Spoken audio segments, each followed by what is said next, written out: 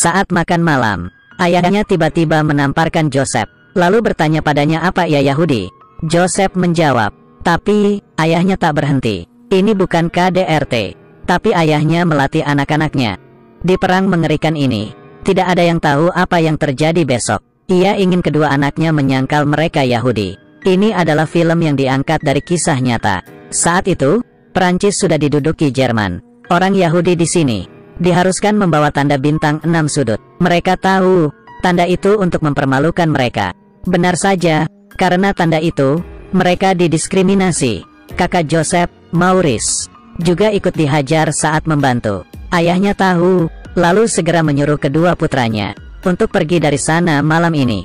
Ibu mereka mengambil peta dan menyuruh mereka pergi ke Nice mencari sepupunya. Orang tuanya berpesan, jangan pernah mengaku kalau mereka Yahudi. Malam pun tiba, mereka segera meninggalkan Paris yang sudah diduduki Jerman. Ternyata, semuanya ingin melarikan diri.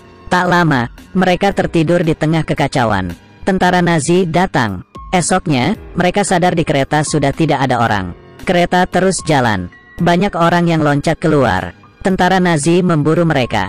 Kalau sampai tertangkap, mereka pasti mati. Maurice membawa adiknya kabur. Tapi, tentara Nazi keburu naik. Mereka memeriksa identitas. Tamatlah riwayat mereka. Untung saja, seorang dokter melihat mereka, lalu menyuruh mereka duduk di sampingnya. Mereka hanyalah anak kecil, dan sangat gugup. Pastor memberi keduanya apel. Tentara datang. Nenek di seberang mereka ditangkap. Tentara memeriksa dokumen dokter, lalu melihat mereka. Dengan tenang, pastor melontarkan candaan. Meski tentara agak ragu, tapi karena pria itu pastor, tentara itu melepas mereka. Mereka lalu naik mobil. Joseph melihat banyak Yahudi tertangkap. Ia tidak tahu, dirinya begitu beruntung. Di jalan, ada seorang pria yang bisa menyelundupkan mereka. Maurice memberinya 2.000 franc. Mereka tiba tepat waktu, dan mulai menunggu. Yang datang malah mobil tentara Jerman. Mereka segera bersembunyi di semak-semak. Joseph menangis. Mereka mengira telah ditipu. Tapi, pria itu muncul, dan membawa mereka berdua menyelundup perbatasan. Di kejauhan, terdengar tembakan. Ternyata, beberapa Yahudi lainnya ketahuan. Untungnya, mereka lolos. Perjalanan masih panjang. Kaki Joseph sampai sobek. Maurice menggendongnya karena kasihan. Sesampainya di Nice, mereka bertemu lagi dengan keluarganya. Akhirnya mereka bisa hidup damai. Ibunya main biola untuk menghibur mereka. Tapi, suara ketukan di pintu merusak segalanya. Tentara Nazi datang. Mereka segera bersembunyi. Joseph bersembunyi di kolong kasur. Maurice naik ke genteng. Ayahnya membuka pintu. Tentara memberinya sebuah perintah. Saat mau menutup pintu, Maurice tergelincir, dan sebuah genteng terlepas. Tentara itu menjadi waspada. Untung saja, ibunya berkata biolanya jatuh. Orang tuanya memakai paspor Rusia dan lolos. Ayahnya tahu, kalau Nice sudah diduduki. Di sini berbahaya. Mereka kabur sekali lagi. Orang tuanya mengirim mereka ke sekolah Katolik. Ayahnya berpesan untuk jaga diri baik-baik. Sialnya, tentara Nazi datang lagi. 2 bersaudara dimasukkan ke hotel. Semua orang di situ dicurigai sebagai Yahudi. Mereka ditanyai satu persatu. Pria ini mengelak kalau ia orang Yahudi. Ia malah dihajar hingga kepalanya berdarah, lalu ditembak mati di tempat. Maurice mengeluarkan KTP dengan gugup. Petugas diam saja. Maurice bilang ia bukan Yahudi. Petugas malah curiga. Ia langsung menamparkan Maurice. Joseph juga menyangkal. Mereka ingat pesan ayahnya. Tentara menghajar Maurice hingga jatuh. Joseph melawan. Petugas inspeksi malah tertawa. Lalu, mereka dibawa untuk pemeriksaan fisik. Orang Yahudi akan disunat sejak bayi. Dokter tahu mereka adalah orang Yahudi. Tapi, dokter berkata ke tentara, mereka bukan.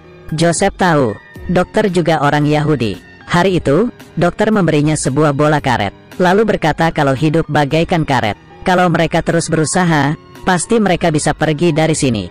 Tak lama, Joseph dan Maurice disuruh memetik tomat. Nazi ingin mengetes mereka. Saat mereka memetik tomat, tentara Nazi sengaja membuka gerbang untuk melihat apa mereka akan kabur. Nazi mencurigai sertifikat baptis mereka. Kalau mereka kabur, berarti pastor dan 2 bersaudara bohong. Dokter itu juga akan dibunuh. Tak lama, mereka melihat gerbang terbuka. Saat bersiap lari, matahari bersinar terik dan memunculkan bayangan. Untungnya, Joseph melihatnya. Ia tahu itu jebakan. Mereka lalu pura-pura memetik tomat. Pastor lega sekali karena ia juga hampir mati saat mereka di mobil pastor, dan tidak tahu harus bagaimana. Tiba-tiba ayahnya muncul. Mereka sangat senang, tapi kebahagiaan tak berlangsung lama. Ayahnya mengirim mereka ke asrama, lalu pergi lagi. Suatu hari, ibunya menelepon. Ayahnya tertangkap. Di sana sangat bahaya. Dua bersaudara berjalan semalaman. Mereka sampai di kota kecil yang aman, lalu mulai mencari pekerjaan. Joseph menjadi loper koran, sementara Maurice menjadi pelayan restoran di komunitas Yahudi. Mereka berdua sering membantu menyelundupkan pesan. Sialnya, aksi mereka ketahuan. Suasana kacau. Bos restoran memberi pesan ke Joseph. Saat tentara masuk, tentara melihat bola karet Joseph. Mereka mengira Joseph hanya bocah biasa.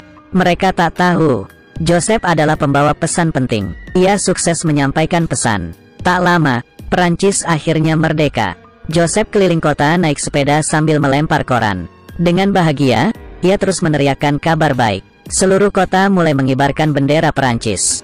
Mereka tak perlu sembunyi lagi. Kerusuhan balas dendam ke orang Jerman dimulai.